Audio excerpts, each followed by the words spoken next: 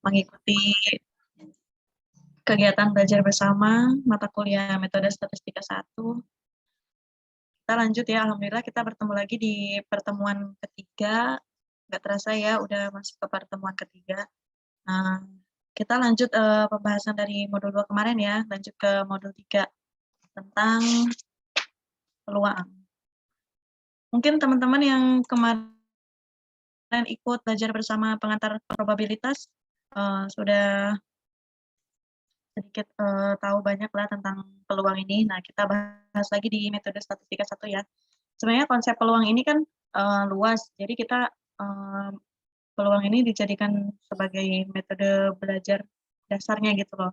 Jadi nanti pas sudah belajar peluang ini ke modul-modul berikutnya itu akan berhubungan atau akan bergantung dengan materi peluang ini. Jadi teman-teman di sini diharapkan untuk bisa memahami dan mengerjakan latihan-latihan terkait peluang ini, karena soal-soal peluang itu biasanya bermacam-macam ya.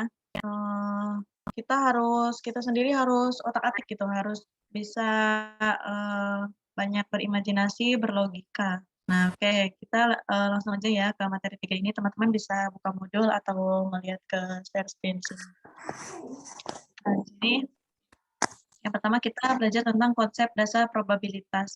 Nah, probabilitas ini biasanya kita sebut juga dengan peluang. Nah, peluang ini sejarahnya dulu dikaitkan dengan permainan untung-untungan kalau dulu ya. Kalau sekarang juga mungkin masih ada yang untuk peluang atau probabilitas di sini menggambarkan besarnya kesempatan yang akan muncul dalam suatu kejadian tertentu pada kondisi tertentu serta diwakili oleh nilai 0 atau 1. Nah, kemudian di dalam konsep dasar peluang atau probabilitas ini, jadi teman-teman di sini boleh menyebutkan peluang atau boleh menyebutkan juga probabilitas. Yang pertama di sini ada ruang sampel ya. Nah, mungkin yang teman-teman kemarin belajar pengantar probabilitas, di sini ruang sampel itu berhubungan dengan himpunan. Nah, udah pasti teman-teman di sini pun udah belajar himpunan dong dari zaman sekolah SMA dulu. Nah, kalau di peluang atau probabilitas itu, nah kita sebutnya dengan ruang sampel. Nah, di sini ruang sampel merupakan himpunan semua kemungkinan hasil suatu percobaan. Biasanya dilambangkan dengan huruf S. Nah, setiap kemungkinan dalam suatu ruang sampel disebut unsur atau anggota. Nah, atau kita sebut juga elemen ruang sampel atau titik sampel. Nah, di sini kita punya contoh ya. Yang pertama, eksperimen pelemparan koin. Kan kita melemparkan sebuah koin.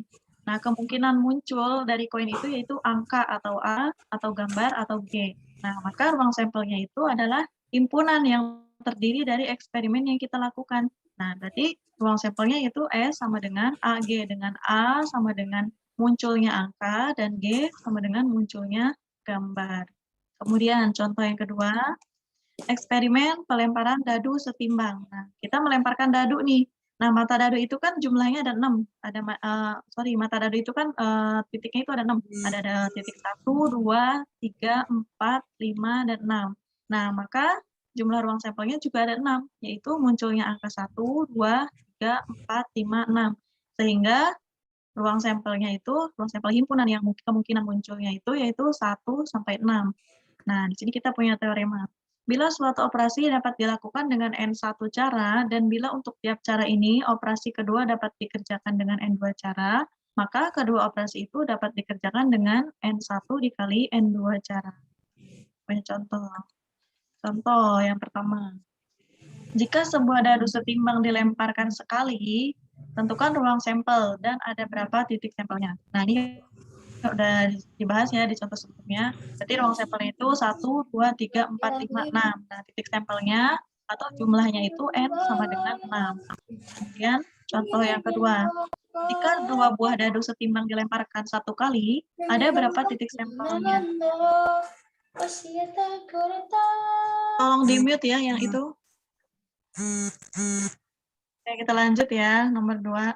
Nah, di sini kan yang pertama hanya dadu ya, hanya satu dadu yang dilempar. Nah, sedangkan untuk contoh 2 ini, kita melemparkan 2 buah dadu. Nah, berarti di sini kita punya ruang sampelnya 2 kali. 2 kalinya dari si dadu yang pertama. Nah, di sini kita misalkan ruang sampel untuk dadu pertama yaitu 1 sampai 6 dengan banyaknya titik sampel N1, berarti ini pelemparan dadu pertama sama dengan 6.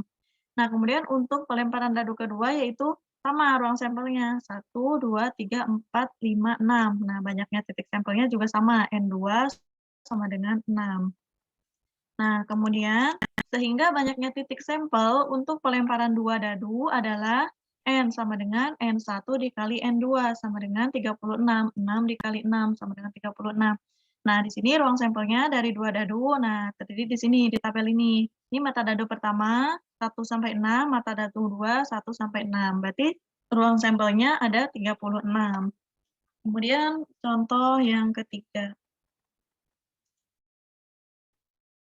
Seorang langganan ingin memasang telepon dan dapat memilih dari N1 sama dengan 10 dekorasi, yang dimisalkan tersedia dengan pilihan panjang kawat sambungan N2 sama dengan 3, dengan N3 sama dengan 2 jenis telepon, yaitu yang diputar atau yang memakai tombol. Berapa banyak pilihan yang dapat dibuat dalam pemasangan telepon dengan model pilihan warna dekorasi, panjang kawat sambungan, dan jenis telepon. Nah, karena di sini, caranya itu berurutan dari warna dekorasi, panjang kawat sambungan, dan juga jenis teleponnya, maka penyelesaiannya itu kita tinggal mengalihkan saja, N1 dikali N2 dikali N3 sama dengan 10 dikali 3 dikali 2 sama dengan 60 cara. Nah, kemudian selain ruang sampel tadi, nah di dalam konsep dasar probabilitas juga ada yang dinamakan, kejadian. Kejadian di sini disebut juga dengan peristiwa, yaitu himpunan bagian dari ruang sampel. Kejadian dibedakan menjadi dua, yaitu kejadian sederhana bila suatu kejadian dapat dinyatakan sebagai sebuah himpunan yang hanya terdiri dari satu titik sampel. Jadi kalau titik sampel yang hanya terdiri dari satu, berarti itu kejadian sederhana. Sedangkan untuk kejadian majemuk, yaitu kejadian yang dapat dinyatakan sebagai gabungan beberapa kejadian sederhana. Nah, berarti kalau kejadian sederhananya ini kita gabungkan, maka disebut dengan kejadian majemuk. Nah, kita punya contoh di sini yang pertama.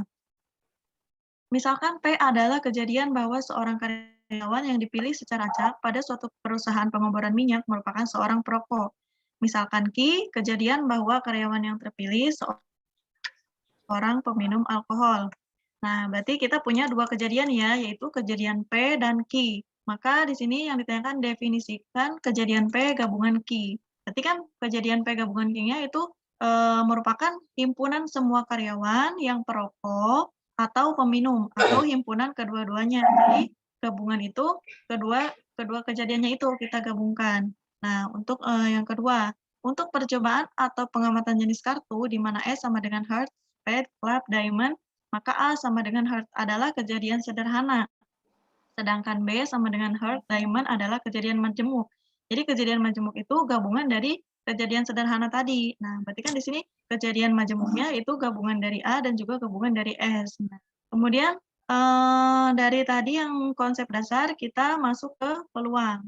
Nah, peluang suatu kejadian. Jadi kalau konsep dasar tadi masih berhubungan dengan himpunan atau titik sampelnya atau ruang sampelnya. Nah, sekarang kita masuk ke peluangnya.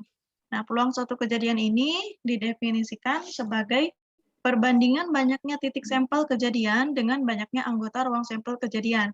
Jadi titik sampelnya, jumlah titik sampelnya dibagi dengan banyaknya anggota ruang sampel. Nah, di sini misalkan A adalah suatu kejadian yang terjadi. Jadi kita punya kejadian A, maka nilai peluang suatu kejadian A dinyatakan dengan PA sama dengan NA dibagi NS, di mana NA adalah banyaknya kejadian A yang terjadi. Nah, kemudian NS-nya adalah banyaknya seluruh kejadian yang terjadi atau ruang sampelnya. Nah, di sini, nah bila mana NS lebih besar dari NA. Nah, ini syarat-syarat peluang yang harus dipenuhi atau aksiomanya peluang. Nah, yang pertama, 0 kurang dari sama dengan PA kurang dari sama dengan 1. P himpunan kosong sama dengan 0 adalah peluang himpunan kosong atau 0. PS sama dengan 1 adalah peluang himpunan semesta. Jadi peluang himpunan semesta itu jumlahnya harus sama dengan 1. Kemudian kita punya contoh di sini.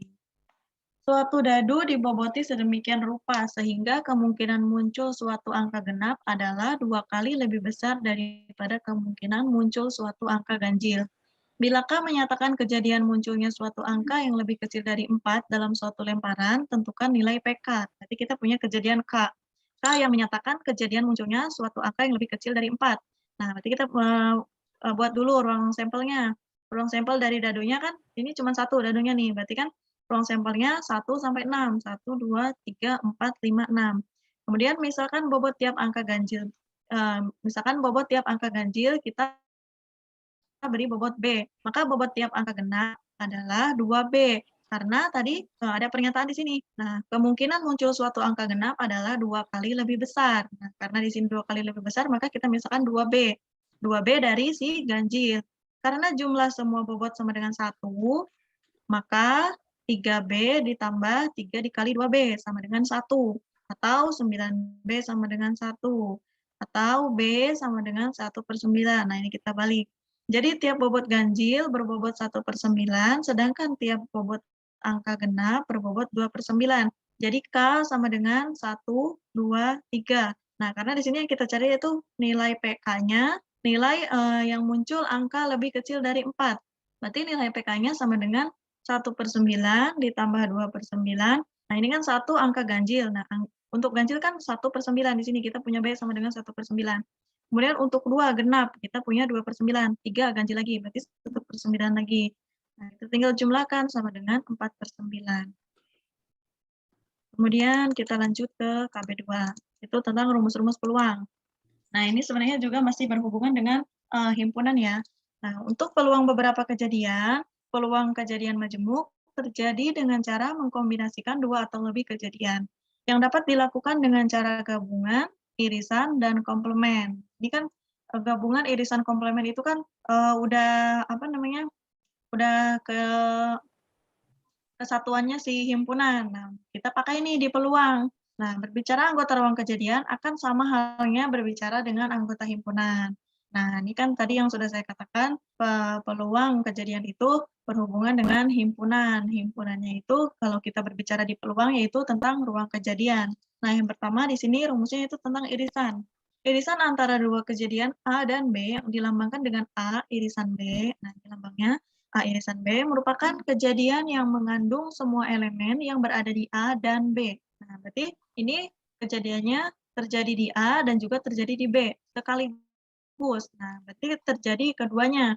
Notasi yang ini juga berarti dan. Irisan A dan B dinotasikan dengan A irisan B, di mana di sini definisinya yaitu X di mana X elemen A dan X elemen B. Nah, jadi irisannya di sini yang diarsir. Nah, ini misalnya kita punya himpunan A, terus kemudian himpunan B. Nah, di sini S-nya itu himpunan semesta atau kita sebut kalau di peluang itu peluang sampelnya. Nah, berarti kalau A irisan B yaitu himpunan ke kedua-duanya di sini yang diarsir. Nah, misalkan kita punya contoh. Misalkan kita punya A di sini ya.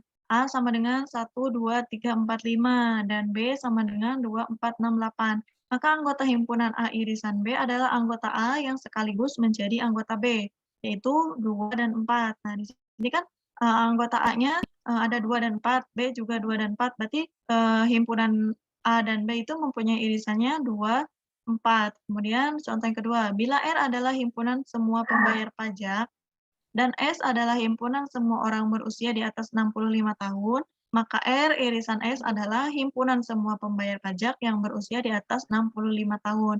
Jadi di sini R irisan S-nya itu kedua kejadiannya, yaitu kejadian R dan kejadian S. Kemudian yang kedua, rumusnya itu gabungan atau union. Gabungan dua buah kejadian A dan B yang dilambangkan dengan ini, A gabungan B, ini lambangnya, merupakan kejadian yang mengandung semua elemen dari A atau B, atau keduanya. Nah, kalau tadi kan irisan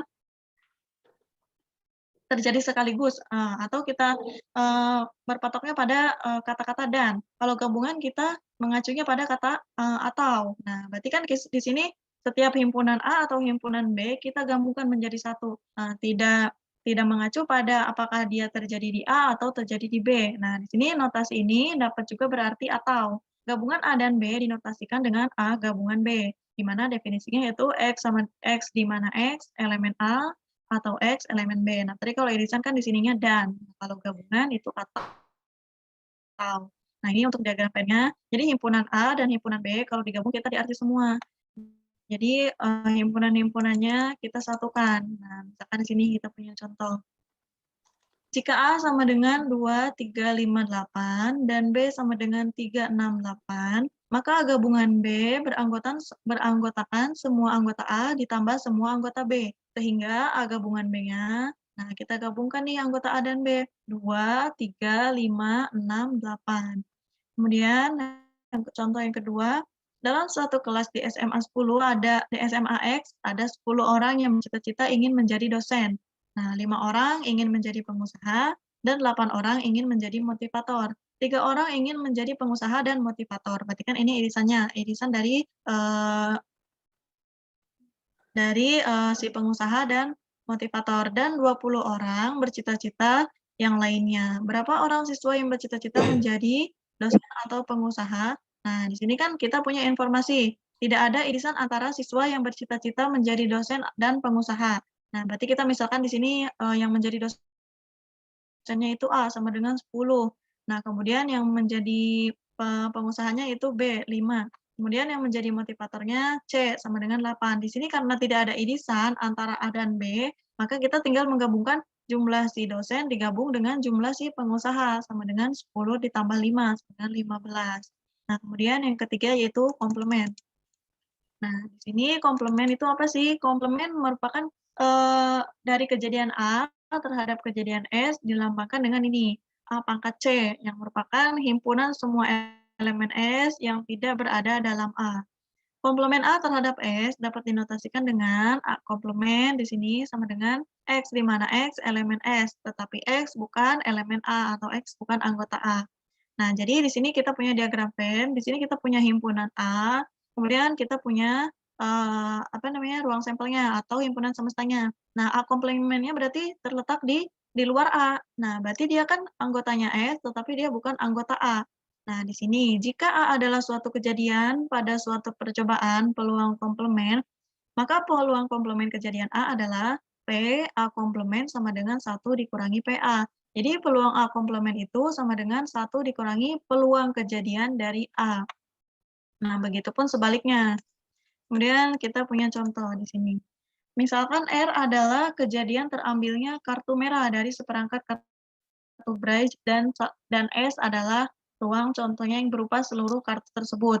Maka R komplement, berarti R komplement bukan terjadinya bukan kejadian terambilnya kartu warna merah, yang berarti juga terambilnya kartu hitam atau kartu selain kartu merah, karena di sini kan berarti bukan anggotanya si R, tapi dia anggota si S. Nah, kemudian misalkan diberikan ruang sampel S. Nah, ruang sampel S ini itu yaitu buku, kucing, rokok, uang logam, peta, perang. Nah, jika A sama dengan kucing, perang, buku, rokok, maka A komplement adalah anggota S yang bukan merupakan anggota A. Nah, berarti kita melihat ke S, tapi dia bukan anggota A. Jadi A komplemennya yang bukan anggota A yaitu uang logam, peta. Kemudian contoh yang C. Nah, di sini sekeping uang logam dilemparkan 6 kali berturut-turut. Berapa peluang sekurang-kurangnya sisi gambar muncul sekali?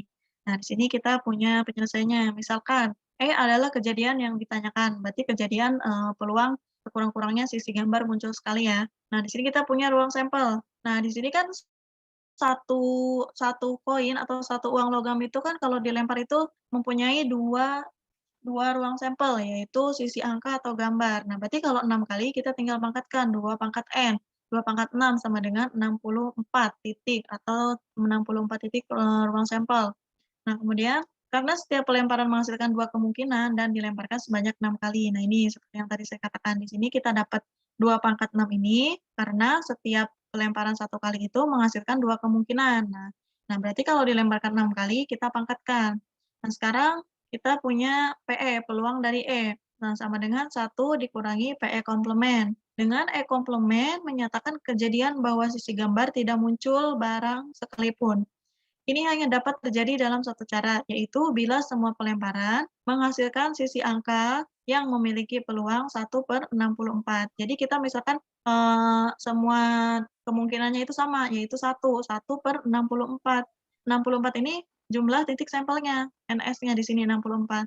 Sehingga PE komplement sama dengan 64 dan PE sama dengan, nah ini kita tinggal kurangi, 1 dikurangi 1/64 sama dengan 63/64. Kemudian, nah ini rumus peluang yang keempat. Tadi kan kita sudah belajar irisan, gabungan, komplement. Nah, ini sekarang kejadian saling bebas atau mutually exclusive. Apabila dua kejadian tidak terjadi pada saat yang bersamaan, Atau kejadian yang tidak memiliki irisan, dua kejadian saling lepas dinotasikan dengan A saling lepas dengan B, atau A irisan B sama dengan 0.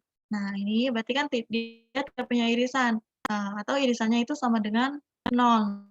Nah, ini A saling lepas. Nah, kalau ini yang gambar yang kedua, A dan B tidak saling lepas atau dia menyatu. Kemudian, nah ini rumus-rumusnya. Sehingga peluang kejadian A dan B dapat disimpulkan, ini PA gabungan B sama dengan PA ditambah PB. Nah, jadi kita bisa membuat rumus peluang gabungan dengan PA ditambah PB jika A dan B saling lepas. Nah, kalau A dan B-nya tidak saling lepas, berarti rumusnya PA ditambah PB dikurangi PA irisan B. Nah, berarti bedanya hanya di sini ya, kalau yang tidak saling lepas itu dikurangi PA irisan B atau peluang A irisan B. Contoh yang pertama, misalkan sebuah dadu dilemparkan. Misalkan pula A adalah kejadian munculnya bilangan genap. Nah, ini kan 1 dadunya, berarti kejadian munculnya genap ini yang A sama dengan angka 2, 4, dan 6. Dan B adalah kejadian munculnya bilangan ganjil. Berarti di B ini angka 1, 3, dan 5. Kedua kejadian tidak memiliki titik persekutuan. Nah, atau di sini dia tidak punya irisan. Nah, karena bilangan ganjil yang genap tidak mungkin muncul atau n-nya bersamaan pada satu kali lemparan sebuah dadu. Jadi A irisan B sama dengan himpunan kosong, yang berarti kejadian A dan B saling terpisah. Dengan demikian, PA irisan B sama dengan 0. Nah, ini karena dia tidak punya irisan, maka A irisan B-nya sama dengan 0. Kemudian yang B, peluang seorang mahasiswa lulus matematika adalah 2/3, dan peluang ia lulus bahasa Inggris adalah 4/9. Bila peluang lulus sekurang-kurangnya 1 pelajaran di atas adalah 4/5, berapa peluang ia lulus kedua pelajaran tersebut? Nah, ini kita punya penyelesaian.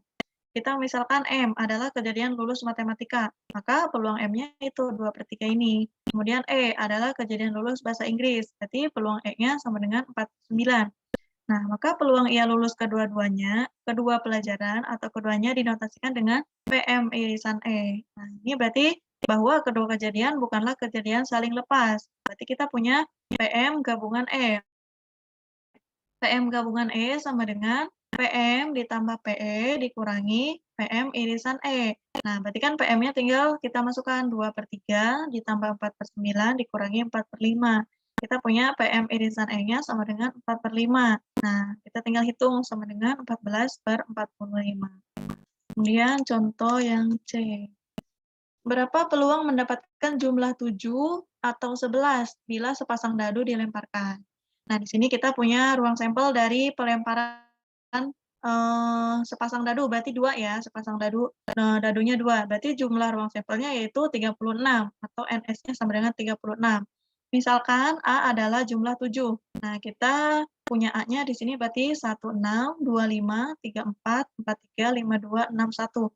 Jadi munculnya dadu pertama dan dadu kedua bila dijumlahkan itu sama dengan 7. Nah, ini kejadian A. Berarti peluangnya di sini NA-nya itu berarti kan ada 6. 1, 2, 3, 4, 5, 6. NA dibagi NS, 6/36 sama dengan 1/6. Kemudian B-nya kejadian munculnya jumlah 11. Nah, berarti kita punya kejadian B, kejadian mata dadu 1 dan mata dadu 2 itu jumlahnya 11. Nah, berarti di sini himpunannya hanya 56 dan 65. Jadi titik sampelnya hanya ada 2. Berarti peluang B-nya NB per NS. NB-nya 2 dibagi 36, NS-nya 36 sama dengan 1/18. Nah, di sini berarti kan kejadian A dan B saling terpisah, atau kejadian A dan B ini tidak mempunyai irisan, karena jumlah 7 dan 11 tidak mungkin terjadi bersamaan pada satu kali pelemparan. Lalu teman-teman bisa melihat di sini. Nah, himpunan-himpunan atau titik sampelnya di sini antara A dan B itu tidak ada yang sama. Berarti di sini kita punya rumus PA gabungan B-nya, kita tinggal jumlahkan PA ditambah PB sama dengan 1/6 ditambah 1/18 sama dengan 2/9. Nah, ini bedanya dengan contoh yang B. Kalau contoh yang B kan dia punya irisan, sedangkan contoh yang C tidak punya irisan. Kita tinggal masukkan sesuai rumus. Kak, mohon maaf Kemudian dulu. Itu yang rumus ya, berarti suaranya boleh agak kencang nggak? halo? Heeh, Kedengeran nggak, Kak? kedengeran. Ya, oke, Kak. Izin bertanya, Kak. Itu yang rumus-rumusnya itu udah ada atau kita figure Nih. out sendiri tergantung. Oh, oke. Tapi tetap Nah, berarti itu kita kita harus pilih pakai yang rumus mana yang ini ya. tepat ya di Nah, soal. untuk rumus yang ini, jadi kita harus menyeleksi soal dulu. Nah, kita cari ini dulu irisannya. Kita cari irisannya, kalau irisannya sama dengan 0, nah kalau irisannya sama dengan 0, berarti dia kejadiannya saling lepas, atau dia tidak punya irisan, berarti kita pakai rumus ini, PA ditambah PB. Nah, kalau dia punya irisan, berarti kita pakainya PA ditambah PB dikurangi PA irisan B. Jadi kita cari dulu irisannya. Kita cari dulu dari kejadian itu dia punya irisan apa tidak, gitu. Nah, teman-teman, kalau bingung langsung aja lihat ke contoh. Di sini kan jelas nih yang punya irisan sama yang enggak, gitu. Gimana? Oke, Kak, makasih, Kak. Nah, kalau yang tadi kan yang nomor 4 itu, nomor 4, nah tadi kan nomor 4 tentang gabungan ya, atau kejadian saling lepas. Nah, sekarang nomor 5, kejadian saling bebas.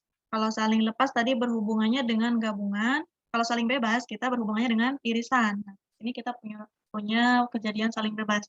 Di sini jika kejadian pertama tidak tergantung pada terjadinya kejadian kedua. Misalkan kejadian A dikatakan bebas dari kejadian B, jika terjadinya A tidak tergantung pada terjadinya kejadian B. Jadi dia masing-masing gitu, tidak saling berhubungan atau tidak terpengaruh. Nah, di sini dinotasikan dengan PA irisan B sama dengan PA dikali PB. Nah, misalkan kita punya contoh. Dalam suatu kotak terdapat 20 sekring, 5 diantaranya cacat. Jika 2 buah sekring dipilih secara acak dan diambil dari kotak secara berurutan tanpa pengulangan, berapa peluang kedua sekring itu terambil cacat? Nah, di sini kita punya penyelesaian. Kita misalkan ya, A adalah kejadian terambilnya sekring yang cacat yang pertama, dan B adalah kejadian terambilnya sekring cacat yang kedua. Nah, di sini kan karena kita mengambil 2, berarti kita punya kejadian A dan kejadian B.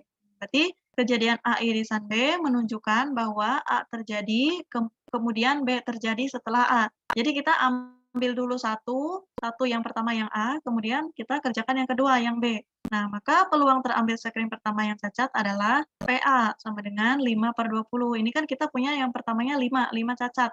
Nah, berarti kan NA per NS, NA-nya sama dengan 5, NS-nya sama dengan 20. Nah, kita perkecil jadi 1/4. Sementara peluang terambilnya sekring kedua cacat atau PB, nah di sini kan pengambilannya itu tanpa pengulangan. Nah, berarti kan sekring cacatnya berkurang 1. Nah, karena tadi udah diambil oleh si A, jadi 5 dikurangi 1 sama dengan 4. Nah, kemudian ruang sampelnya juga berkurang, yang tadinya 20 jadi 19 karena sudah terambil dari si A. Nah, berarti PA irisan B-nya kita kalikan 1/4 dikali 4/9. Nah, di sini kejadian A dan kejadian B ini tidak berpengaruh atau tidak tergantung. Nah, kejadian A tidak tergantung pada kejadian B, jadi dia masing-masing gitu. Nah, untuk yang B, 2 buah dadu dilempar bersamaan sebanyak 1 kali. Berapa peluang munculnya mata dadu tidak berjumlah 12? Nah, di sini berarti kita punya ruang sampel 2 dadu, NS-nya 36. Nah, ini yang dibahas dari awal ya. Untuk 2 dadu berarti ruang sampelnya 36, untuk 1 dadu berarti 6. Misalkan NA adalah banyaknya kejadian muncul mata dadu jumlah 12. Nah, berarti yang kejadian A-nya itu hanya 1 titik sampel, yaitu 66. Nah, yang bisa dijumlahkan menjadi 12 itu hanya titik sampel 6 dan 6. Berarti NA-nya sama dengan 1, sehingga peluang A-nya 1/36, NA dibagi NS, 1/36. Jadi peluang munculnya mata dadu tidak berjumlah 12, berarti yang ditanyakan adalah komplemennya, PA dari kejadian yang A, tapi dia tidak berjumlah 12, berarti PA komplemen. Sama dengan 1 dikurangi PA, berarti 1 dikurangi 1/36, dengan 35/36. Ada yang mau ditanyakan sampai sini?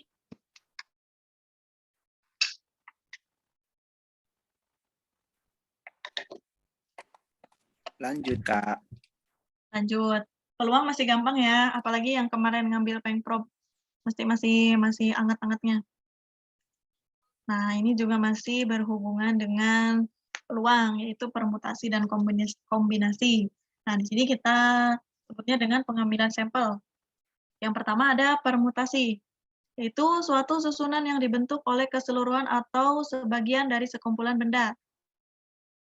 Nah, cara penyusunan benda dengan memperhatikan urutan. Nah, kalau permutasi itu kita memperhatikan urutan. Misalnya dalam permutasi AB berbeda dengan BA. Jadi dia sendiri-sendiri AB, nah dan BA itu beda. Nah, di sini kita punya teorema.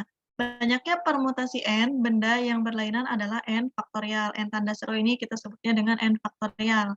Contoh, tentukan banyaknya permutasi dari 3 huruf A, B, C. Nah, berarti kan di sini kita punya N-nya sama dengan 3, yaitu huruf A, B, dan C. Maka N faktorial sama dengan 3 dikali 2 dikali 1 sama dengan 6. Nah, kemudian kita punya teorema lagi. Banyaknya permutasi N benda yang berlainan bila diambil R sekaligus adalah NPR sama dengan N faktorial per N dikurangi R faktorial. Atau kalau kemarin di Pengprob itu kita pakai dalam kurung ya, NR. Nah, kalau di sini kita pakainya notasinya atau simbolnya NPR, sama aja sih. Rumusnya sama. Nah, kita punya contoh. Tentukan banyaknya jadwal yang dapat disusun pada suatu cabang Himpunan Statistika Indonesia untuk 3 penceramah dalam 3 pertemuan. Bila ketiganya bersedia berceramah tiap hari selama 5 hari. Nah, berarti kita di sini punya N-nya sama dengan 5. Nah, di sini sama dengan 5 hari. Kemudian R-nya 3. Nah, 3 penceramah dalam 3 pertemuan. Maka NPR, N-nya sama dengan 5, P, R-nya sama dengan 3. Nah, kita tinggal masukkan rumus. 5 faktorial dibagi 5 dikurangi 3 faktorial, sama dengan 60. Ini teman-teman bisa menghitung dengan kalkulator ya. Kemudian, kita punya teorema lagi. Banyaknya permutasi N benda yang berlainan bila disusun melingkar adalah N dikurangi 1 faktorial. Jadi kalau ada soal tentang meja bundar biasanya. Nah, kemudian kita punya contoh. Dalam berapa cara 6 orang dapat duduk bila mengelilingi meja bundar? Nah, berarti kita tinggal masukkan aja N-nya. Di sini N-nya sama dengan 6. 6 dikurangi 1 faktorial, sama dengan 5 faktorial, sama dengan 120 cara. Ini masih gampang kan? Kemudian kita punya teorema lagi. Misalkan banyaknya permutasi N benda yang berlainan. Bila N benda yang kita punya N1 di antaranya berjenis sama, N2 berjenis kedua juga sama, sampai NK berjenis K, maka di sini permutasinya adalah N faktorial dibagi N1 faktorial dikali N2 faktorial dikali sampai NK faktorial. Nah, ini kalau N-nya itu sama ya. Kita punya contoh. Suatu pohon Natal hias dengan 9 bola lampu yang dirangkai seri. Tentukan banyaknya cara menyusun 9 bola lampu itu bila 3 di antaranya berwarna merah, 4 kuning, dan 2 biru. Nah, berarti kan kita punya N-nya sama dengan 9. Nah, kemudian N1-nya 3, N2-nya 4, N3-nya 2. Nah, sehingga banyaknya susunan bola yaitu N faktorial 9 faktorial dibagi N1, N2, N3, 3 faktorial, 4 faktorial, 2 faktorial sama dengan 1260 cara. Kemudian teorema lagi, banyaknya permutasi N benda ke dalam sel dengan N1 unsur dalam sel pertama, N2 unsur dalam sel kedua, dan demikian seterusnya. Nah, ini sampai NK, berarti, nah ini sama, N faktorial dibagi N1 faktorial, N dikali N2 faktorial, sampai NK faktorial. Nah, berarti dalam hal ini, N1 ditambah N2 sampai NK itu sama dengan N. Nah, kita langsung ke contoh ya. Contoh, tentukan banyaknya cara untuk menampung 7 petinju, berarti sini N-nya 7, dalam 3 kamar hotel. Bila satu kamar bertempur, tidur 3, sedang 2 lainnya mempunyai 2 tempat tidur. Oh, ini bila satu kamar bertempat tidur 3, sedangkan 2 lainnya mempunyai 2 tempat tidur. Nah, di sini kita punya penyelesaian. Tadi kan di sini N-nya sama dengan 7. Nah, di sini akan disekat dalam 3 sel. Nah, sehingga R-nya sama dengan 3. Sel pertama berisi 3, kemudian sel kedua berisi 2. Berarti N1-nya sama dengan 3, N2-nya sama dengan 2, nah N3-nya juga sama dengan 2. Sehingga banyaknya cara menempatkan 7 petinju ke dalam 3 kamar hotel adalah, nah berarti kan N1, N2, N3 sama dengan 7 faktorial dibagi 3 faktorial dikali 2 faktorial dikali 2 faktorial sama dengan 210 cara. Kemudian kita lanjut kombinasi. Tadi permutasi, sekarang kombinasi. Nah, kalau kombinasi itu Sebenarnya sama ya, di sini berbicara tentang, cara penyusunan objek. Nah, bedanya dengan permutasi, kalau permutasi itu memandang urutan, kalau kombinasi itu tidak memandang urutan. Nah, di sini kita punya teorema. Banyaknya kombinasi R benda dari N benda yang berbeda adalah NR. Nah, sama dengan atau kita biasanya pakai ini NCR. Nah, sama aja. Rumusnya sama, N faktorial dibagi R faktorial dikali N dikurangi R faktorial.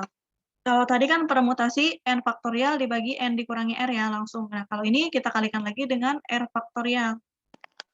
Kita punya contoh.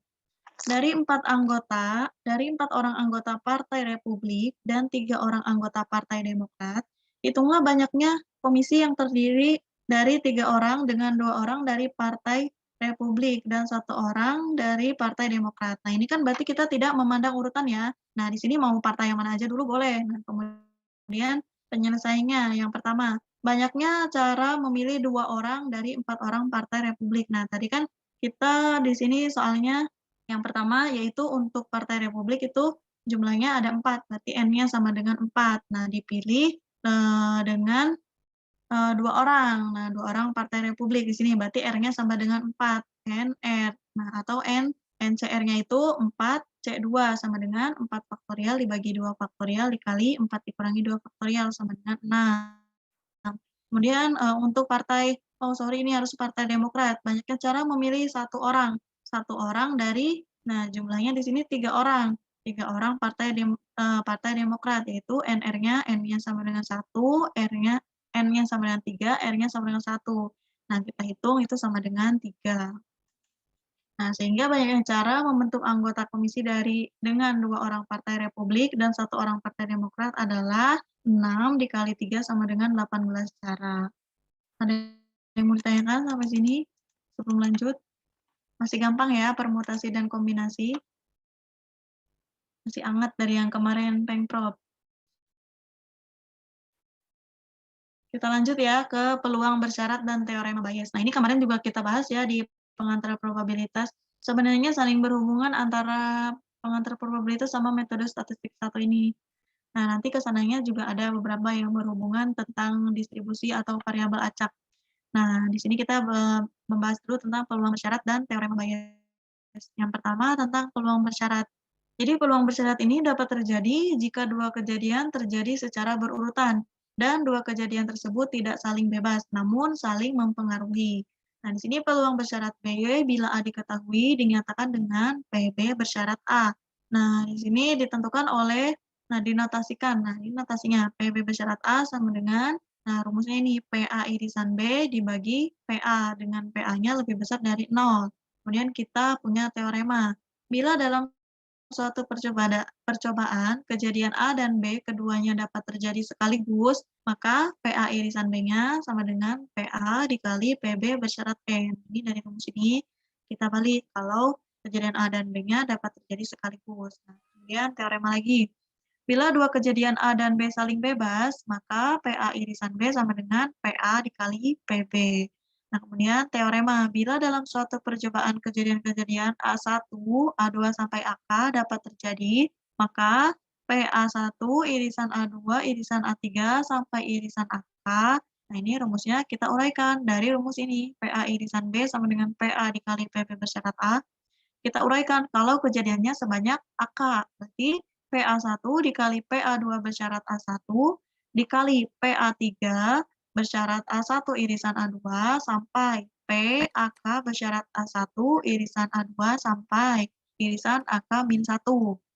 Nah, biasanya kalau yang kejadian ini, yang banyak ini jarang ya, biasanya hanya 2 kejadian. Nah, di sini teoremanya, maka bila kejadian-kejadian A1 sampai A2 sampai AK bebas, maka PA1 irisan A2 irisan A3 sampai irisan AK sama dengan PA1 dikali PA2 dikali PA3 sampai dikali PAK.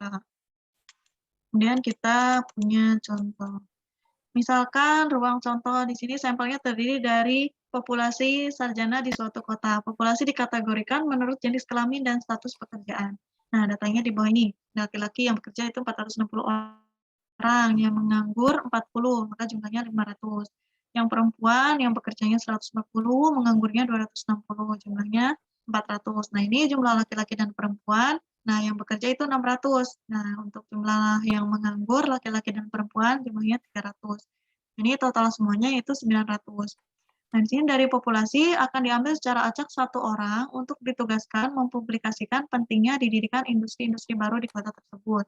Nah, misalkan di sini kita punya kejadian M, yaitu yang terpilih laki-laki. Kemudian kejadian E yang terpilih yaitu orang yang sudah bekerja. Nah, di sini berapa terpilihnya orang laki-laki yang diinginkan adalah orang yang bekerja. Nah, berarti di sini kita yang mencari peluang bersyaratnya. Nah, jadi peluang yang dicari adalah peluang M dengan syarat E. Nah, M-nya berarti yang terpilih laki-laki tetapi dia sudah bekerja. Dari tabel diketahui banyaknya anggota M dan E. Banyaknya orang laki-laki yang bekerja adalah 460. Sedangkan E, banyaknya yang bekerja adalah 600. Nah, ini berarti kan jumlah yang bekerja yaitu 600. Maka PM irisan E, jumlah M irisan E, NM irisan E dibagi NS, 460 dibagi jumlah totalnya, 900. Nah, 460 dibagi 900 sama dengan 23/25. Nah, bagaimana dengan kejadian E-nya, kejadian orang yang bekerja? Nah, berarti kan jumlah semuanya antara laki-laki dan perempuan yang bekerja yaitu 600 dibagi jumlah totalnya 900 sama dengan 2/3.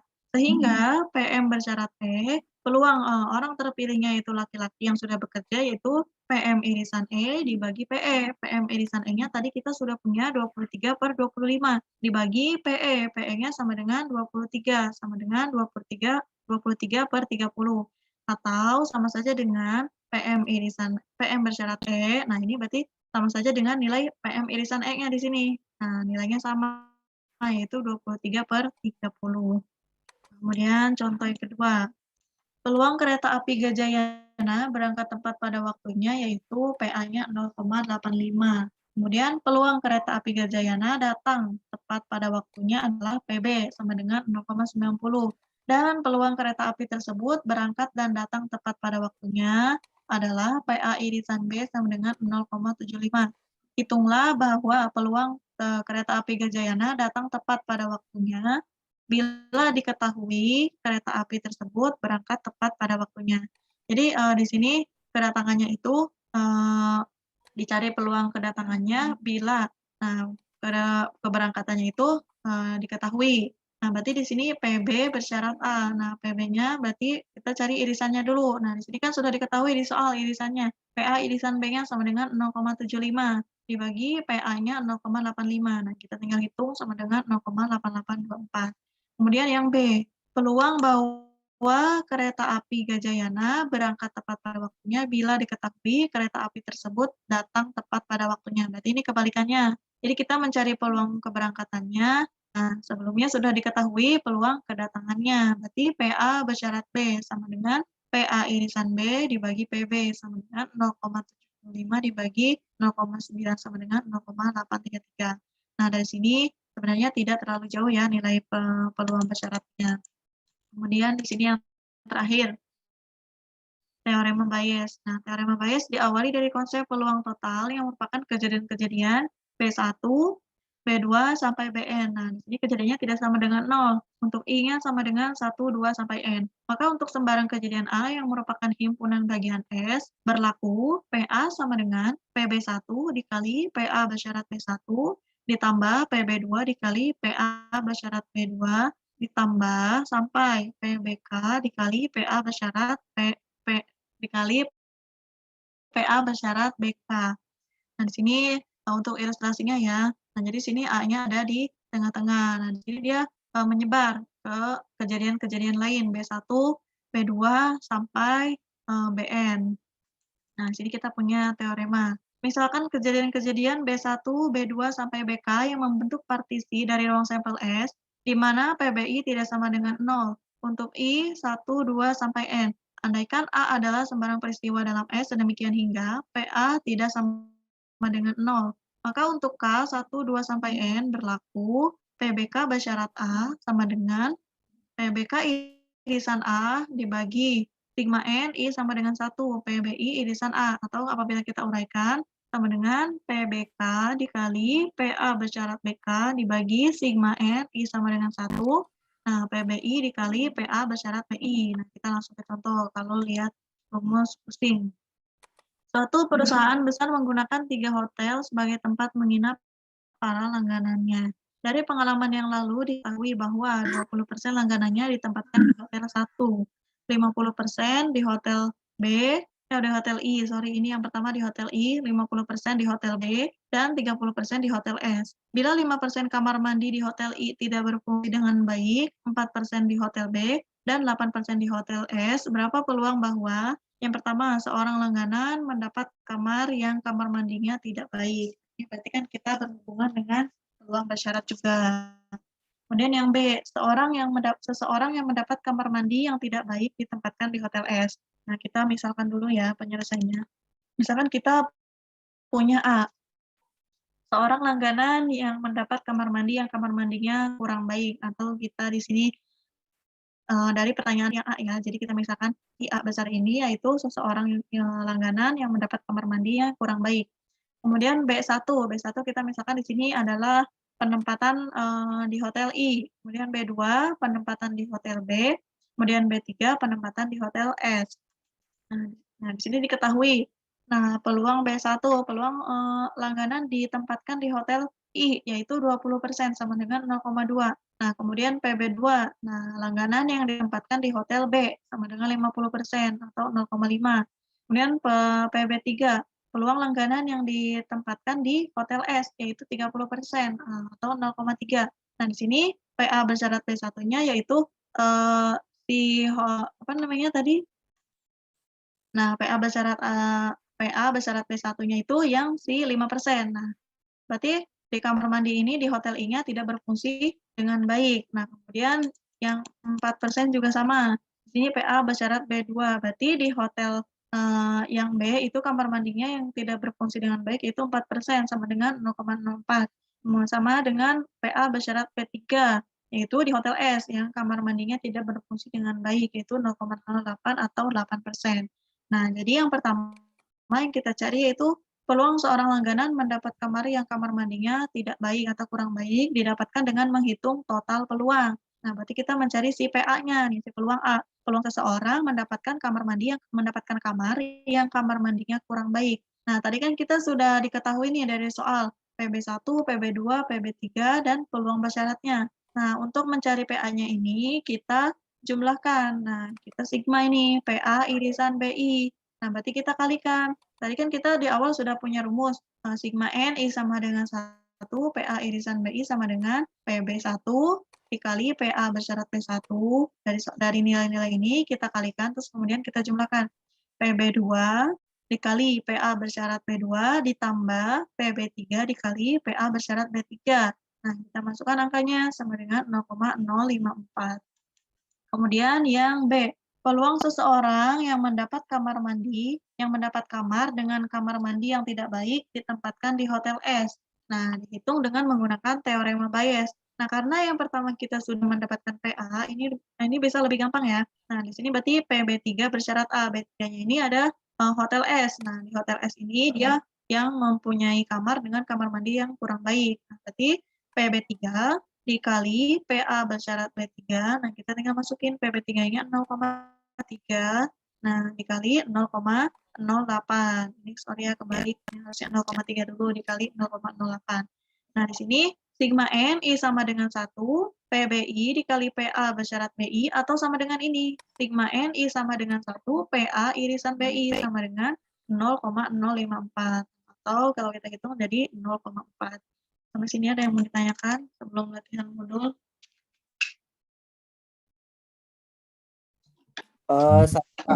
Hanya kombinasi sama permutasi. Kombinasi sama permutasi. Iya, tadi sedikit terlambat. Kan tadi dikatakan kalau permutasi itu dia memandang urutan, sedangkan kalau kombinasi dia tidak memandang urutan. Nah, yang saya tanyakan itu ketika kita membaca soal ya, yang dimaksud urutan-urutannya itu yang mana sih? Yang dimaksudkan itu loh. urutannya itu dari mananya gitu loh. Jadi ketika kita sudah mengecek soal ya, sudah memahami soal, nah itu yang dilihat dari urutan atau tidaknya itu bagaimana. Sedangkan kita untuk mengidentifikasi diameter permutasi dan kombinasinya itu juga bagaimana. Apa maksud saya? Agak kacau maksudnya. Ngerti. Jadi kita mengidentifikasi soalnya ini termasuk ke Betul. permutasi atau kombinasi gitu kan maksudnya. Dari apa Heeh. itu tadi urutan, dari urutannya. Dari urutan. Jadi urutan kita tahu gitu. ini urutan apa bukan gitu ya. Seperti itu. Sebenarnya kalau permutasi sama kombinasi itu kita harus sering-sering banyak baca soal. Jadi kita tahu ini yang mana urutan, yang mana bukan. Tetapi biasanya si permutasi ini jarang digunakan. Nah, jadi permutasi ini sebenarnya hanya sebagai awal gitu loh, dasar pemberitahuan tentang pengetahuan kita tentang faktorial. Sebenarnya yang sering kita gunakan itu kombinasi. Permutasi itu jarang. Nah, kombinasi ini berhubungan dengan peluang. Nah, jadi kalau menurut saya biasanya yang kita gunakan yaitu kombinasi. Nah, karena di sini tidak memandang urutan. Kalau yang permutasi itu hanya sebagai dasar pengetahuannya aja tentang si faktorial itu. Tapi biasanya yang kita gunakan itu tentang kombinasi gitu. Nanti pasti kesana-sananya tentang, apalagi kalau kita masuk ke koefisien binomial itu yang dipakai juga kombinasi, terus ke peluang juga yang dipakai kombinasi. Apalagi di peluang itu kan diambil misalkan peluang dari bola itu diambilnya secara acak. Itu kan berarti kalau udah acak itu udah tidak memandang urutan gitu. Jadi biasanya yang sering dipakai yaitu kombinasi. Kalau mau lebih enaknya teman-teman boleh cari-cari soal di Google. Nah, jadi gampang nanti mengidentifikasinya mana yang urutan permutasi atau kombinasi gitu. Nanti ada di contoh latihan coba ya. Kebanyakan sih memandang kombinasi. Ada lagi yang mau ditanyakan? Iya, Kak. Aku, Kak. Saya mau tanya. Sok silakan. Oh ya udah. Sok duluan. Oke, makasih. Ini Kak, aku mau nanya yang kombinasi yang contoh soal yang Partai Demokrat sama Republik tadi. Iya. Yang ini? 6-nya dari mana ya, Kak? Kenapa? Ini yang hasil ini 4 faktorial per 2 faktorial dikali 4 dikurang 2 faktorial. Nah, itu 6-nya dari mana? Tadi kan di awal udah tadi kan di awal gini kan. Ini ngedrawnya gimana lagi? Sebentar. Nah, tadi kan di awal kalau faktorial kan sama dengan gini, misalkan kita punya 3 faktorial. Nah, berarti 3 faktorial itu sama dengan 3 dikali 2 dikali 1 sama dengan 6 gitu kan kalau konsepnya faktorial. Nah, ini harus pahami dulu, ini konsep dasarnya faktorial. Nah, ini juga sama kita hitung. Berarti kan kalau 4 faktorial itu 4 kali 3 kali 2 kali 1. Berarti 4 faktorial itu sama dengan 24. Nah, 4 faktorial kan sama dengan 24. Nah, kemudian yang bawahnya juga sama. 2 faktorial. Nah, ini kita kalikan dulu, kurangi dulu 4 dikurangi 2-nya. Kan 24 bagi dikurangi dulu baru dikali. Nah, berarti kan 2 faktorial dikali 4 dikurangi 2, 2 faktorial juga. Nah, berarti kan 2 faktorial sama dengan 2. 2 dikali 2 sama dengan 4. 24 dibagi 4. 6 gitu. Kalau angkanya besar, kan misalkan angkanya 12, kita kan nggak mungkin ngitung 12 kali 11 kali 10 sampai kali 1, bisa pakai kalkulator. Bisa nggak pakai kalkulator? Bisa. Dicoret-coret juga bisa. Dicoret-coret. Maksudnya Iya, Kak, yang bawahnya nggak dijabarin itu kan 2 kali 2, 4 faktorial. Terus nggak di 4 kali 3 kali 2 kali 1 lagi? Enggak. Yang mana? Yang ini? Yang di dalam kurungnya? Iya kan, itu 4 dikurang 2, udah 2 kan? Nah, terus dikalikan tadi kata Kakak.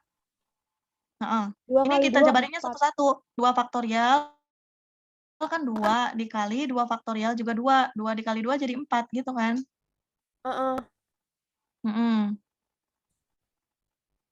Terus? Ya, yang maksud aku tuh Udah 2 kali 2, 4. Nah, 4-nya nggak dijabarin lagi ya? Enggak, ini kan udah gini kan. Sebentar. Ini kan 2 faktorial. 2 faktorial kan itu sama dengan 2, ya Mm-mm. kan? Nah, dikali 2 faktorial juga sama dengan 2. Ini kan udah dijabarin dari sini, dari atas.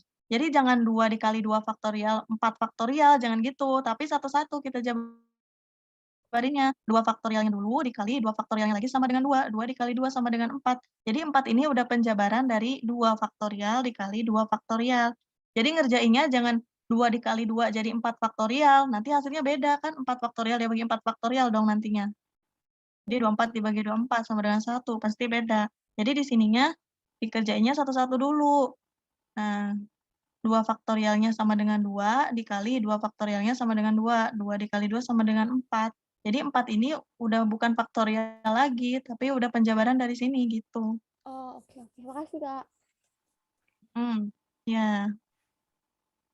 Ada Ya, lagi? maaf Kak, saya mau tanya. Itu Mm-mm. yang tadi contoh soal yang peluang teorema Bayes itu yang B, itu biasanya kalau misalkan ngerjain soal tuh kita berakhir di jawaban akhirnya dalam bentuk pecahan apa itu desimal? Itu 4/9. Kalau misalkan jawabnya 4/9 aja itu boleh apa harus jadi 0, itu Boleh. gitu? Itu mah 0,4. bebas. Oh gitu. Oh. Oke. Bebas kalau jawab yang ini mah. Kalau mau sampai 49 ya udah sama aja tuh hasilnya juga segitu-gitu aja. Oh iya, makasih. Nggak pernah kok di soal disuruh pakai desimal apa-apa gitu. Kecuali nanti pas kita masuk ke hipotesis itu baru kita dimintanya berapa angka di belakang desimal biasanya gitu. Kalau tentang peluang mah ini bebas mau sampai 4/9 ya udah. Ada lagi yang mau ditanyakan? Pak, tolong ulangi contoh peluang suatu kejadian dong.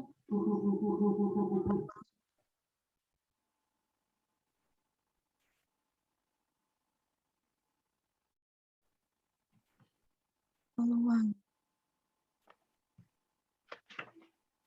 Ini ya. Iya, Kak.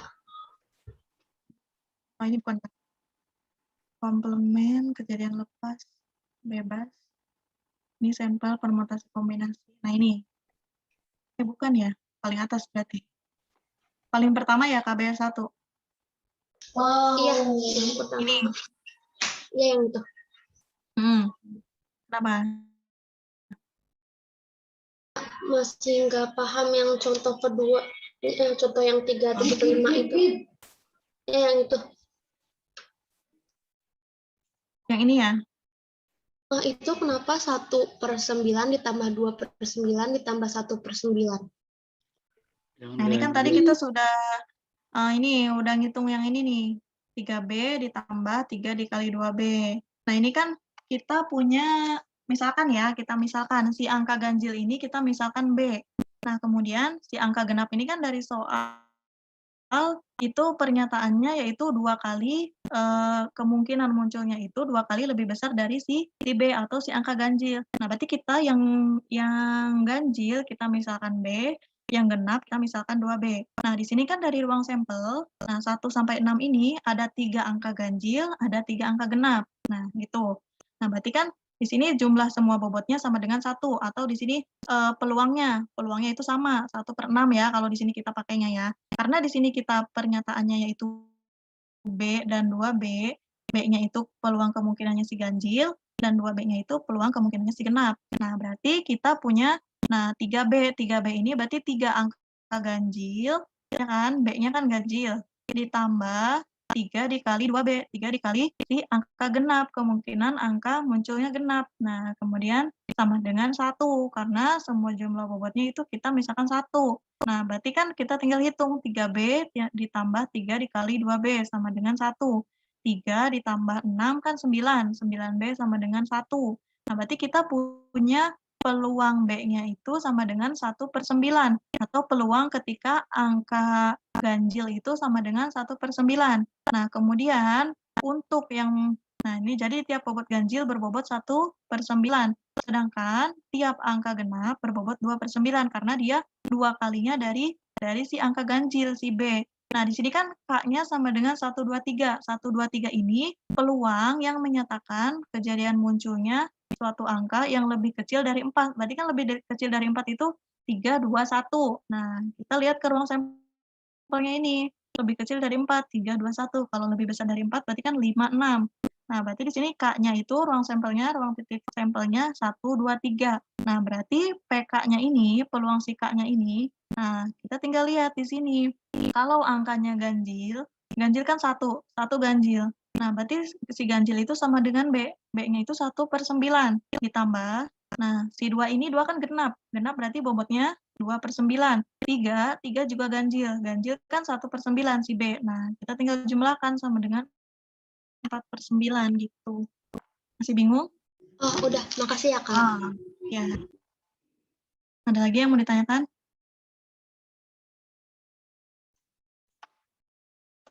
Tes formatif 3, Kak. Nomor 3, Kak. Sabar ya. Iya. Kita mau bahas nih soal latihan sama tes formatif. Di sini saya bahasnya yang nomor berapa aja ya. Tes formatif 3. Tes KB. 3. Ya, yang KB3. Tes formatif KB3 nomor 3. Nomor 3.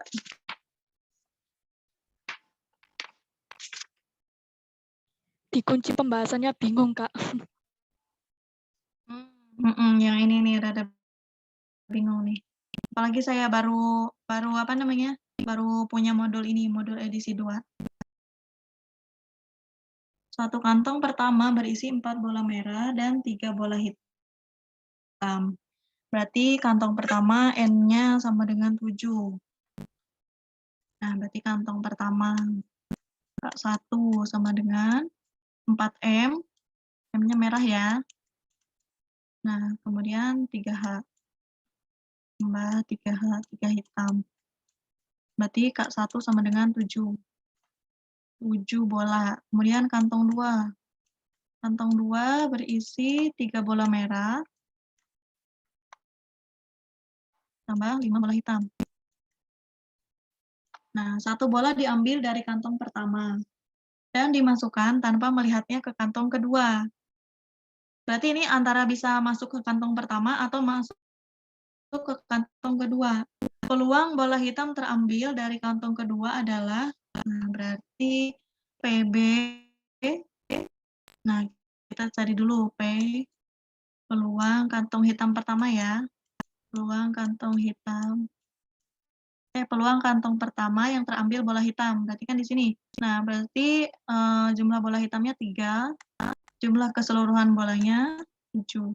Jadi peluang yang terambil dari kantong pertama, bola hitam yaitu 3/7. Kemudian peluang dari kantong kedua yang terambil bola hitam. Jumlahnya 5. Sama dengan 5/7. Nah, di sini yang ditanyakan sebenarnya kan hanya peluang bola hitam terambil dari kantong kedua. Nah, di sini kan berarti sebenarnya nggak ada apa namanya persyaratan. Yang ditanyakan hanya peluang bola hitam terambil dari kantong kedua. Karena di sini 1 bola diambil dari kantong pertama dan dimasukkan tanpa melihatnya ke kantong kedua. Nah, berarti di sini bolanya yang 1 itu bisa masuk ke kantong pertama atau kantong kedua. Nah, tetapi yang diambil itu belum tentu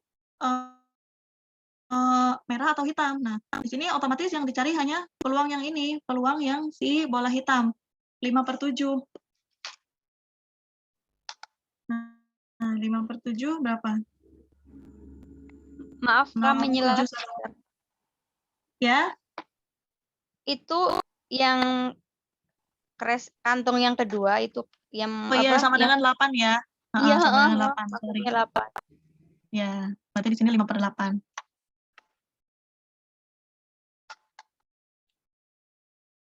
Kalau menurut saya yang ditanyain cuma itunya doang, peluang yang dari kantong kedua 0,625. Nggak ada jawabannya ya? Iya, Itu Kak. masukkan ke kantong yang kedua itu, Kak. Bolanya yang pertama. Jadi bola yang di kantong Bola kedua yang bertambah kayaknya. Seharusnya jadi 5/9 gitu. 5/9 jadinya. Kak, saya mau tanya, Kak. Sebentar, ini belum terjawab Enggak, ya. yang Kalau ini permasalahan yang ini, 5/9 Kak. jadi 0,5. Ini tentang permasalahan ini. Kan ditanya kan apa? Contohnya diambil satu bola dari kantong pertama. Berarti kan ada dua kemungkinan. Kemungkinan pertama itu diambilnya yang bukan bola hitam, maka dan dimasukkan ke dalam itu dan terambilnya bola hitamnya. Kemungkinan kedua itu yang diambilnya itu adalah bola hitam dan dimasukkan ke dalam kantong kedua. Maka peluangnya itu adalah kemungkinan pertama ditambah kemungkinan kedua dong. Tapi kan di sini bolanya itu kita nggak tahu yang diambilnya itu hitam Iya, atau merah kan? makanya kita nggak tahu, maka kita jumlahkan gitu. Kan ada dua kemungkinan, satu terambil yang itu, satu terambil bukan. Oh iya betul, ya sesuai dengan Contohnya kemungkinan pertama yang saya bilang ya ini bukan bola hitam, berarti kan terambil pasti ambilnya 4 merah. Berarti peluangnya 4 merah, jadi 4/7. Habis itu kan yang merah itu diambil di kantong kedua kalau ada 1. Berarti merah di kantong kedua ada 4, yang hitamnya ada 5. Berarti jadinya 5/9. Kemungkinan pertama itu adalah 4/7 kali 5/9. Ngomongnya kecepet. Jadi gini maksudnya Kak, kayak mungkin gini, yang pertama kita cari peluang dulu, peluang bola hitamnya dulu dari kantong pertama. Kantong yang pertama sesuai dengan yang di petunjuk. Ini kan 3/7 kan peluang bola hitam dari kantong pertama. Cari dulu peluangnya sehingga diambil 4/7 kali 5/9. Sedangkan kan kita nggak tahu yang diambilkan merah atau hitam. Oleh karena itu kan kita jadi pakai rumus gabungan, jadi ditambah. Kemudian yang kantong yang kedua kita kurangi kan yang kedua kan yang pertama kan bolanya kan sudah diambil, artinya kan berarti kan berkurang, awalnya 3 jadi 2 berarti. Sedangkan jadi yang kantong yang kedua dia dipertambah. Paham maksudnya? Jawabannya 0,63174. 0,660321. Boleh nanti yang udah jawab di-share aja ya di grup ya. Yang nomor 3 ya, tes formatif 3 KB3. Soalnya saya juga baru punya nih modul MedStat edisi 2. Kemarin-kemarin saya masih pakai ruang baca virtual, jadi masih rada bingung. Nanti boleh yang udah jawab, boleh dikasih tahu temennya ya, di-share. Hanya nomor 3 ya. Gimana? Apa mau dibahas di sini? Berarti pakai rumus yang PA gabungan B ya, di PA dikali PB, yang itu.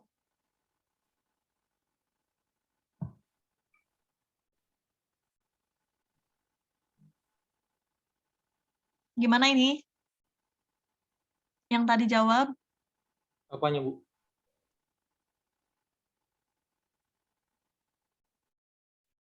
Yang tadi jawab mau nge-share nggak nanti di grup? Nanti lah saya share. Saya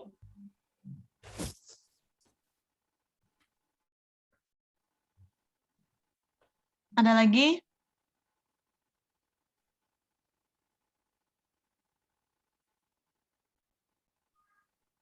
Apa udah? Ini saya hanya bahas beberapa soal. Ini saya ngerjainnya aja dadakan. Mau dibahas apa enggak? Yang tadi dibahas aja. Bahas aja, Kak. Masih 20 menit ya. Ya, yang 6/9-nya, kan ini di kunci jawaban ada 6/9 ya. 6/9-nya dari mana ya? Masih yang tadi nih. 6-nya itu kemungkinan dari terambilnya itu bola hitam. Di kantong pertama, jadi diletakkan di kantong kedua, jadi kantong bola hitamnya itu jadi 5 ditambah 1 jadi 6. Terus itu kantong keduanya dan mula-mula ada 8 ditambah 1 jadi 9. Oh iya. Berarti di sini yang 3/7. berarti dia kemungkinannya masuk ke kantong kedua gitu ya? Iya.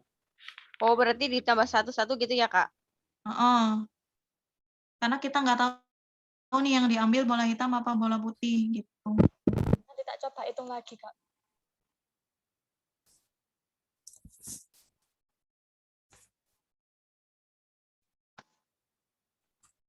Yang tes multip 3-3 nanti kita bahas di grup aja ya. Iya, Kak. Tadi yang udah jawab boleh di-share, boleh dikasih tahu temennya. Tapi jangan dikasih tahu semua jawabannya. Jangan dikasih tahu nomor 1 sampai nomor 10. Tadi kan nanyanya cuma nomor 3. Ya udah nomor 3 aja. Ini soalnya jenis-jenis soalnya berbeda sama edisi 1. Jadi saya juga rada-rada bingung. Nah, ini saya cuma bahas sedikit ya latihan modelnya itu tes formatif 31 nomor 4 sampai 7. Nah, kalau ini masih gampang. Tadi N1 cara bisa dikalikan, bisa ditambah ini. Dalam sebuah kantong ada 2 bola berwarna merah dan 3 bola berwarna hijau. Banyaknya cara mengambil 1 buah bola merah secara acak adalah 2. Nah, ini udah jelas nih di sini caranya. Cara yang pertama, untuk mengambil bola merah itu ada 2. Kemudian, untuk mengambil bola hijau ada 3 cara. Nah, ini kita tinggal tambahkan aja. Cara mengambil bola merah dan cara mengambil bola hijau. Itu 2 ditambah 3 sama dengan 5 cara. Nah, kemudian ini dari soal nomor 4, berapa peluang terambilnya bola hijau pada pengambilan pertama dan bola hijau lagi pada pengambilan kedua. Tadi kan jumlahnya bola hijau itu 3 ya. Nah, berarti 3/5, NS-nya sama dengan 5, 3/5 dikali 3/5 sama dengan 9/25, atau 0,36. Nah, kemudian di sini kantung permen berisi 6 rasa jeruk, 4 rasa kopi, dan 3 rasa coklat. Bila seseorang mengambil 1 permen secara acak, hitunglah peluangnya mendapatkan 1 rasa jeruk. Ini kan berarti peluangnya sama ya, kita tinggal tambahkan ruang sampelnya, 6 ditambah 4 tambah 3 sama dengan 13. Karena yang ditanyakannya itu rasa jeruk, berarti yang rasa jeruk itu NJ-nya, N jeruknya sama dengan 6, 6/13, 0,4615. Kemudian nomor 7, sebuah mata uang dilantunkan 2 kali. Berapakah peluangnya bahwa paling sedikit muncul muka sekali? Nah, berarti kan di sini ruang sampelnya MM, MB, BM, BB. Muka-muka, muka belakang, belakang muka, belakang belakang. Nah, di sini peluang paling sedikit muka sekali. Nah, berarti hanya ini, hanya titik sampel yang pertama, yang kedua, dan yang ketiga. Karena titik sampel yang keempat itu tidak muncul muka. Nah, berarti kan di sini ada 3. Nah, N muka sekalinya itu 3 dibagi NS-nya 4. 3/4 sama dengan 0,75. Kemudian di sini tes formatif 3.2 nomor 10. Nah, di sini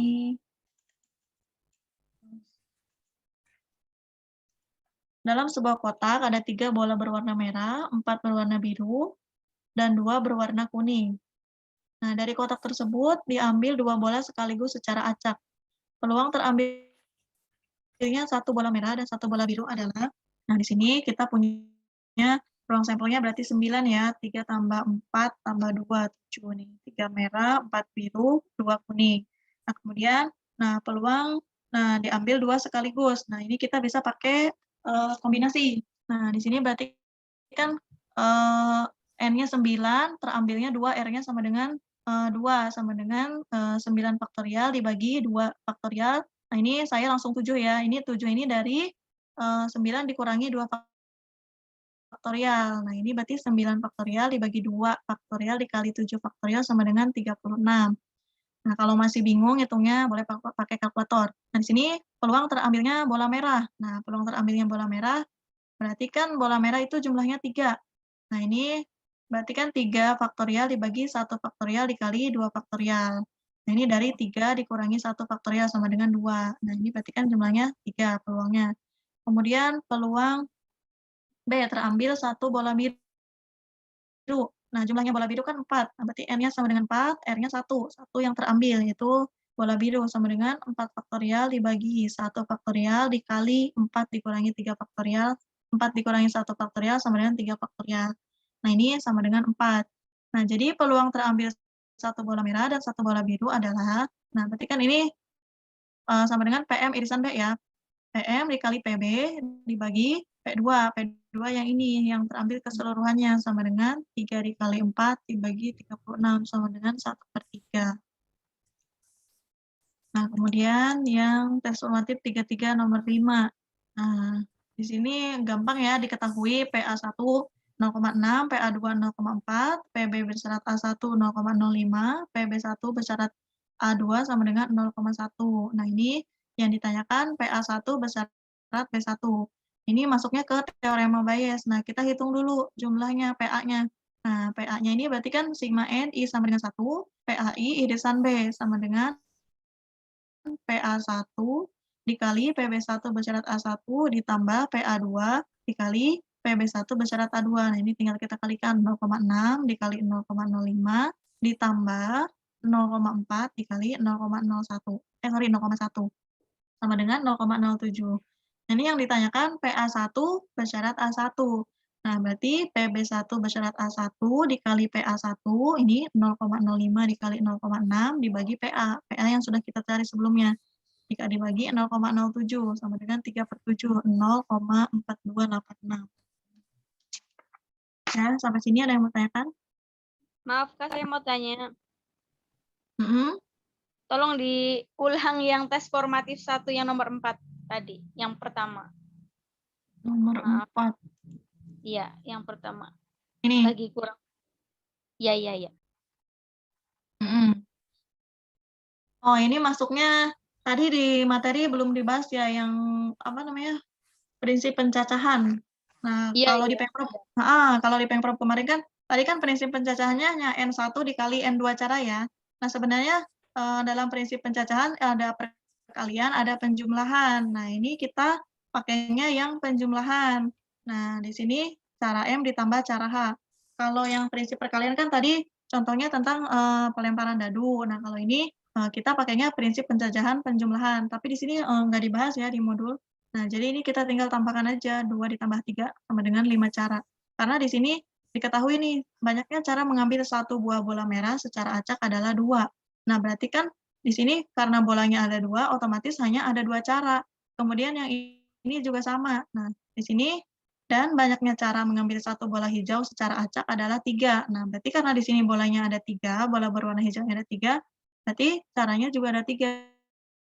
Nah, kita tinggal tambahkan aja. Nah, maka banyaknya cara, 2 ditambah 3 sama dengan 5 cara. Ada lagi? Mau tanya Kak, yang di modul halaman 3.28, latihan nomor 4. 3.28. 28. Ya, nomor 4. Kan itu kan jadi ketahui ya, kalau di pembahasan dia pakai rumus kombinasi.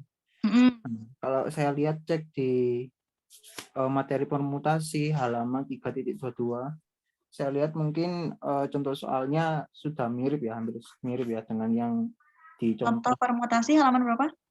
3.22. Yang soal yang bahas soal itu penceramah itu. Nah, ya kalau yang di soal kan di latihan itu kan dia jadi ketahui pakai rumus kombinasi. Kombinasi. Di permutasi di soal halaman 3.22 dia pakai permutasi. Nah, bagaimana sih cara kita mau mengidentifikasi kalau dia ini permutasi atau dia ini kombinasi itu dari mananya gitu loh, Pak? Maksudnya itu gimana? Seperti itu maksudnya. Kalau yang contoh permutasi yang 3.22, ini kalau menurut saya ya, ini kan tentukan banyaknya jadwal yang dapat disusun pada suatu cabang himpunan statistika Indonesia untuk 3 penceramah dalam 3 pertemuan. Nah, ini kan dia di awal aja dikatakan banyaknya jadwal yang dapat disusun. Berarti otomatis dia memperhatikan urutan. Jadi si penceramah pertama bisa di pertemuan keberapa, penceramah kedua bisa di pertemuan keberapa, penceramah ketiga pun begitu. Nah, ini kalau menurut saya yang contoh 3.2 ini sudah jelas ya, di sini jadwal yang dapat disusun. Nah, otomatis di sini dia berbicara tentang urutan. Nah, kalau yang di latihan itu, yang nomor 4, halaman 3.28, ada berapa banyak cara memilih 3 dari 8 calon. Nah, ini kan kita calonnya nggak tahu nih, calonnya untuk apa? Calon delegasi, apa calon presiden atau apa. Nah, di sini kan berarti otomatis kita tidak tahu nih urutannya. Apakah calonnya itu sebagai ketua atau wakil ketua atau apa. Oh iya. Ya, gampang kan bedanya sebenarnya. Kalau di contoh itu udah jelas itu jadwal yang dapat disusun. Nah, berarti kalau kita udah ngomong susunan, berarti itu udah ngomong urutan gitu. Oh iya, benar, makasih Kak. Udah bener kok ini pembahasannya pakai kombinasi. Ya, terima kasih. Ada lagi? Heeh.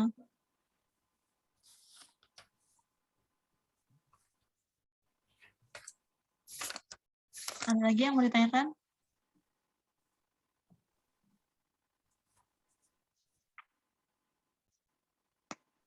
Kak, boleh ulang yang nomor 10 nggak? Nomor 10 ya. Yang halaman Yang KB2 ya? 3.33. Yang contoh terakhir, kalau nggak salah. Iya, ini.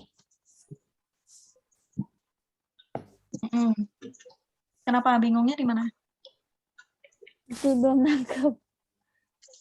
Semua. Nah, ini kita misalin dulu ya, di dalam kotak ini kita punya bola 3 merah, 4 biru, 2 kuning. Nah, berarti kan di sini jumlahnya itu 9 kan? 3 tambah 4 tambah 2, 9. Nah, berarti di sini ruang sampelnya jumlahnya ada 9. Nah, di sini P2-nya ini kita dari pengambilan 2 bola. 2 bola secara acak. Nah, ini pakai rumus kombinasi juga. Nah, ini saya nulisnya terlalu langsung. Nah, ini kan kalau kita urai, berarti pengambilan 2 bola secara acaknya, ini tanpa kita memperhatikan warna ya. Nah, di sini kita melihatnya dari pengambilannya dulu, si 2 ini 2 bola secara acak. Jadi tanpa melihat warnanya apa merah, apa biru, atau kuning. Nah, berarti kan di sini si kombinasinya yaitu N-nya 9, R-nya 2. Nah, ini 2 bola secara sekaligus. Nah, kita tinggal hitung 9 faktorial dibagi 2 faktorial. Nah, dikali 9 dikurangi 2 faktorial itu 7 faktorial. Nah, ini berarti kan peluang 2 bola yang terambilnya itu 36. Nah, berarti di sini P2-nya sama dengan 36. Kemudian di sini kan yang ditanyakan peluang terambilnya 1 bola merah. Nah, kita lihat ke bola merah. Di dalam kotak ini bola merah itu jumlahnya 3. Nah, jadi kita jangan peduli sama si bola biru dan bola kuning. Nah, berarti peluang terambilnya 1 bola merah yaitu N-nya di sini sama dengan 3, R-nya yang hanya diambil itu 1, berarti R-nya 1. Kita hitung kombinasinya. Kombinasinya ya sama dengan 3 faktorial dibagi 1 faktorial dikali 3 dikurangi 1 faktorial kan 2 faktorial. Nah, ini kita tinggal kalikan nih kalau dihitung sama dengan 3. Kemudian 1 bola biru. Nah, 1 bola biru. Nah, di sini kan yang ditanyakan itu 1 bola merah dan 1 bola biru. Jadi kita hitung satu-satu kombinasinya. Nah, kita lihat lagi si bola biru. Bola biru di sini jumlahnya itu 4. Nah, berarti N-nya sama dengan 4. R-nya hanya 1. Nah, kalau di sini yang ditanyakannya 2 bola biru, berarti R-nya sama dengan 2. Nah, karena di sini yang ditanyakannya 1, berarti hanya 1 R-nya. Berarti PB-nya N-nya 4, R-nya 1. Kita hitung lagi faktorialnya. 4 faktorial dibagi 1 faktorial dikali 3 faktorial. Sama dengan 4. Bingung ngitungnya apa gimana ini? Kalau ngitungnya bisa kan, ngitung faktorial? Iya, udah nggak bingung Kak ngitung. Nah, berarti kan di sini peluang terambil 1 bola merah dan 1 bola biru. Nah, kita tinggal kalikan nih. PM dikali PB dibagi peluang terambilnya 2 bolanya ini. Jadi 3 dikali 4 dibagi 36 sama dengan 1/3. Gitu. Yang rumus peluangnya itu dari sananya ya, Kak? Sebenarnya ini kalau misalkan kita pakai kombinasi, nah ini kan saya pemisalan ya, biar nggak bingung, pakai ini. Nah, kalau pakai kombinasi, ini bisa gini kita. Jadi yang ditanyakan kan P, PM, dan PB ya. Nah, kalau langsung pakai kombinasi sebenarnya bisa gini. Nah, jadi si peluang 1 merah dulu ya, bola merah. Nah, N-nya 3 kombinasi 1 dikali. Ini sebenarnya kombinasi dari rumus-rumus kombinasi itu. Kemudian bola birunya 4 kombinasi 1 dibagi. Nah, di sini totalnya, total yang bola diambilnya kan, total keseluruhan bolanya kan 9. Nah, kombinasi yang terambilnya 2. Nah, ini sebenarnya rumusnya gini. Nah, ini hanya saya uraikan aja biar nggak bingung. Jadi dapatnya ini 3 ini dari mana, ini peluangnya si terambil 1 bola merah, terus yang ini peluang terambilnya 1 bola biru. Nah, kalau diuraikan sebenarnya rumusnya ini, 3 kombinasi 1 dikali 4 kombinasi 1 dibagi 9 kombinasi 2. Gitu. Ini sebenarnya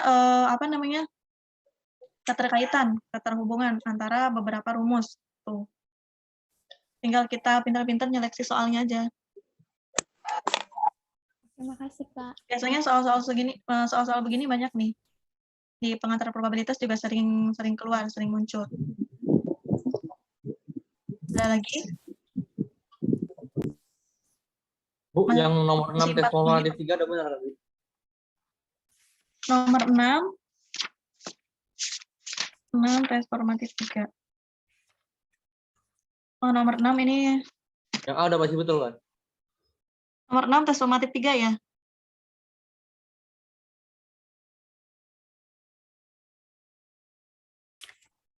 Ini pakai logika lagi nih sebenarnya.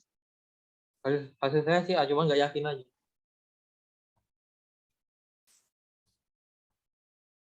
Boleh dijelasin kalau mau? Sebelum 3 menit nih, Mas Ihan. Kalau salah maaf ya nih. Nggak apa-apa. Kan ditanya ada 5 dewan. Mm-mm. 3-nya ini satu persatu masuk. Mm-mm.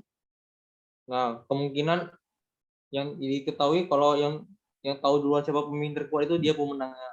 Iya. Jadi misalnya kemungkinan yang orang pertama masuk menang, berarti kan ada 3 dewan, masih tersedia 3 dewan yang kuat dan 2 yang lemah. Mm-mm. Kemungkinan dia menang itu dia langsung memilih tiga dewan itu, salah satu dari antara 3 dewan kuat itu. Jadi 3/5. Jadi peluang pertama itu 0,6, yang kedua itu ya. yang peluang kedua itu kan kalau yang kedua itu bisa menang, berarti yang pertama udah pasti kalah. Iya. Berarti orang pertama itu pasti kemungkinannya dia memilih salah satu dari 2 di antara yang lemah itu, berarti 2/5. Itu dia menang itu berarti masih ada tersedia 3 dewan kuat, berarti 3/4 kali 2/5. Gimana? Jadi Si banyak yang 3/10. bingung tuh. Jadi 0,3. Jadi kalau untuk orang yang ketiga menang, berarti orang pertama dan orang kedua itu sudah pasti menebak yang salah. Boleh pelan-pelan nggak? Berarti orang ketiga itu orang pertamanya itu menebak yang salah, berarti peluangnya orang pertama menebak salah itu adalah 2/5. Itu disusul orang kedua menebak salah, itu sisa-sisa 1 dewan, berarti 1/4. Nah, untuk orang ketiga memilih menang itu sudah pasti menang karena 3 dewannya itu kuat semua. Jadi sekitar 2/20 atau 1/10, 0,1. 0,1. Betul tidak? Jadi kalau dijumlahkan sama dengan 1, intinya gitu. Sebenarnya semuanya juga kalau dijumlahkan sama dengan 1 sih, A, B, C, D itu pilihan gandanya. Nanti itu aja, di-share aja caranya ya di grup. Nomor 3 sama nomor 6 ya tadi. Biar teman-teman yang lain juga ini ya tahu. Mungkin di sini kalau cuman diomongin kurang mudeng gitu lah ya. Jadi nanti di-share aja ya di grup, boleh nomor 3 sama nomor 6 ya. Ya, Bu. Namanya siapa tadi? Peter.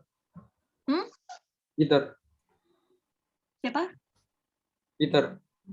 Oh iya. Boleh nanti di-share ya di grup ya. Nomor 3 sama nomor 6. Jadi biar teman-teman yang lain tahu nih caranya dapat ini gimana gitu. Ada lagi 1 menit lagi.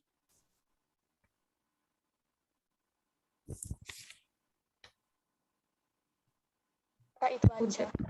Udah selesai kayaknya, Kak. Udah ya. Ya. Ini saya nggak bikin PPT ya, maaf, saya hanya bikin PDF-nya aja.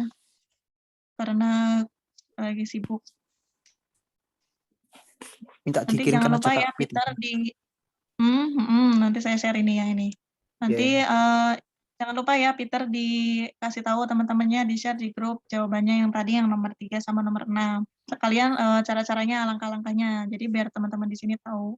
Jadi kita di sini sharing aja gitu. Oke. Karena waktunya sudah habis, saya tutup ya. Terima kasih teman-teman yang sudah ikut berpartisipasi. Semoga kita bisa bertemu lagi di pertemuan berikutnya. Mohon maaf kalau ada banyak kesalahan. Saya tutup. Assalamualaikum warahmatullahi wabarakatuh.